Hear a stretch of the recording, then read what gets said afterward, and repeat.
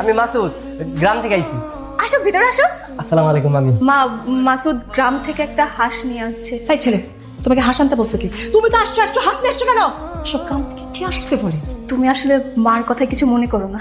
মা একটু এরকমই, তুমি এসব কিছু মনে করো না। হ্যাঁ, তুমি বসো, আমি তোমার জন্য যে রুমে থাকবো ওই রুমটা আমি ব্যবস্থা করতেছি। আচ্ছা শোনো, এটা হচ্ছে তোমার রুম, ঠিক আছে?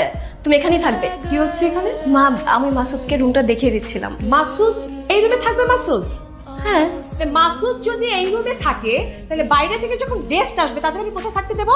সিঁড়ির নিচে যে স্টোর রুমটা আছে সেখানে মাসুদ থাকবে। মা, তুমি কি ভুলে যাচ্ছো? মাসুদ কিন্তু ফুপির ছেলে, বাইরের কেউ না। সমস্যা নাই, আমার ঘুমানোর মতো একটা জায়গা হয়ে গেছে। সমস্যা হলেও তোমাকে থাকতে হবে, কারণ গ্রাম থেকে আসলে ঢাকায় কষ্ট করে থাকতে হবে, ঠিক আছে? তুমি বুঝতে পারছো বাবা যদি একবার এটা জানতে পারে কত রাগ করবে? তুমি ভুলে যেও না, বাড়িটা কিন্তু তোমার বাবার না, আমার। তুমি মার কথায় কিছু মনে করো না। স্টোর রুমের যে রুমটা আছে না, ওটা আমার একটু দেখাই দাও। অনেক ক্লান্ত তো, শরীরটা খুব খারাপ লাগতেছে। ঠিক আছে, চলো। আসসালামু আলাইকুম। ওয়ালাইকুম আসসালাম। বসো বসো। এই ওকে দে। এই, তুমি চেয়ারে বসছো কেন? এই চেয়ারে বসবো না, এটা আপনার চেয়ার। আচ্ছা আমি ওই চেয়ারে বসতেছি। তুমি কোনো চেয়ারে বসবা না, তুমি ডাইনিং টেবিলে বসছো কেন? ও কি ডিনার করবে না নাকি? আমি ডাইনিং টেবিলে সবার জন্য খাবার দিতে পারবো না। তাহলে ও কোথায় বসবে?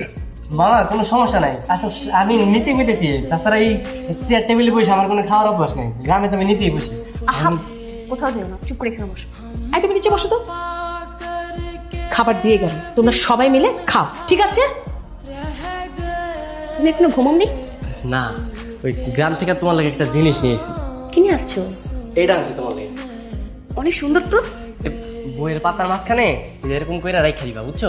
তাইলে এগুলো বাচ্চা দিব। এগুলো তো মরা, এগুলো কি করে বাচ্চা দিবে? তুমি বইয়ের পাতার মাঝখানে রাখবা, দেখবা একটা ডাবল হয়ে যাবে। ঠিক আছে, আমি তাহলে বইয়ের মধ্যে রাখলাম। রাত তো অনেক হয়ে গেল। আচ্ছা ঠিক আছে, তাহলে যাই। ঠিক আছে, গুড নাইট।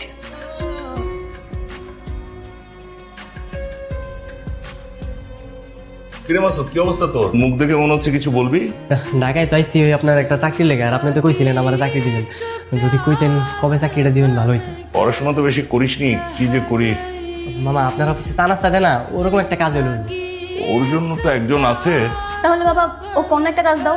আর আমাদের তো অনেক বড় অফিস, চাইলে তো যে কোনো কাজ ম্যানেজ হওয়ার কথা। অন্য কাজ দেওয়ার কি দরকার আছে? আমার বাসায় যেহেতু আছে, তাহলে আমাকে বাসার কাজে একটু সাহায্য করো। বাসায় ও কি কাজ করবে মা? বাসায় যে কাজের লোক নেই, এটা কিন্তু জানো না? তো সেগুলো বাসায় যে কাজের লোক থাকবে তারা করবে, ও কেন করবে?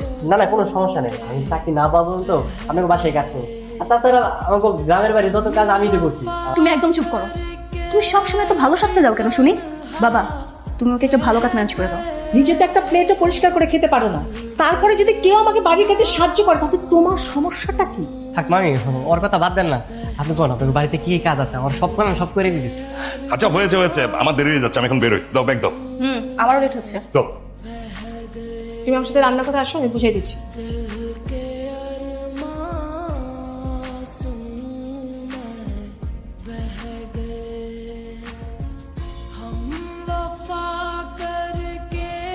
আর লুকিয়ে লুকিয়ে দেখতে হবে না, সামনে আসো।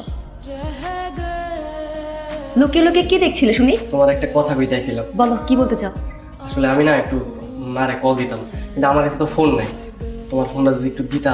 হ্যাঁ শিওর, ঠিক আছে, তাহলে তুমি আমার সাথে ছাদে চলো, ওইখানে যে না হয় কথা বলো। আচ্ছা ঠিক আছে। আমি ভালো আছি মা, জানো আমার তো চাকরি হয়ে গেছে। কইছিলাম না তো চাকরি হইব। মা তোমার শরীর কেমন আছে? আর শরীরে বাজান বুঝলাম না কিছু, রাত হইলেই খালি জ্বরায়। তুমি ফুপিকে মিথ্যে কেন বললে? তোমার তো কোনো চাকরি হয়নি। না কইলে না, মা অনেক চিন্তা করতো। এমনিতে মা অনেক অসুস্থ, চাকরিটা হয়ে গেলে বেতন টেতন যখন পাবো তখন মায়ের নিয়ে ঢাকায় একটা ভালো ডাক্তার দেখাবো, আর ঢাকায় একটা বাসা ভাড়া নিয়ে মায়ের নিয়ে থাকবো। তারপর বিয়ে করবে, তাই না? দূর, কি কও তুমি? কি লজ্জা পেয়েছো? হ্যাঁ, খুব লজ্জা।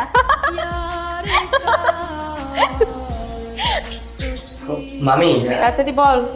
মামি মার লাগে কথা হয়েছিল, মায়ের আমার জিজ্ঞেস আমার বেতন কত। বলবি যে থাকা খাওয়া বাদে 5,000 টাকা তোর বেতন। আচ্ছা ঠিক আছে। কেন মা? যখন মানিক আঙ্কেল ছিল তখন তো তুমি মানিক আঙ্কেলকে মাসে 8,000 টাকা দিতে, ওকে কেন 5,000 দিবে?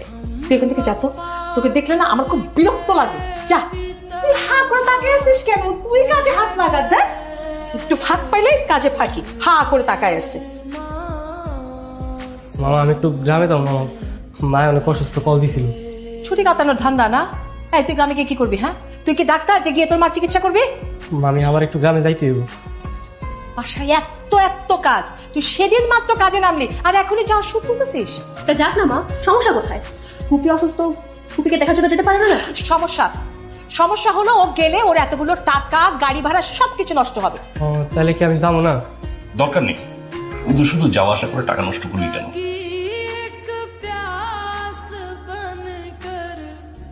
হ্যালো, মাসুদ আছে? হ্যাঁ আছে। আর আপনি কে? মাসুদের মা তো মারা গেছে, ওরা তাড়াতাড়ি গ্রাম বাড়িতে আসতে বলে। কি? ফুপি মারা গেছে? মা, ফুপি মারা গেছে?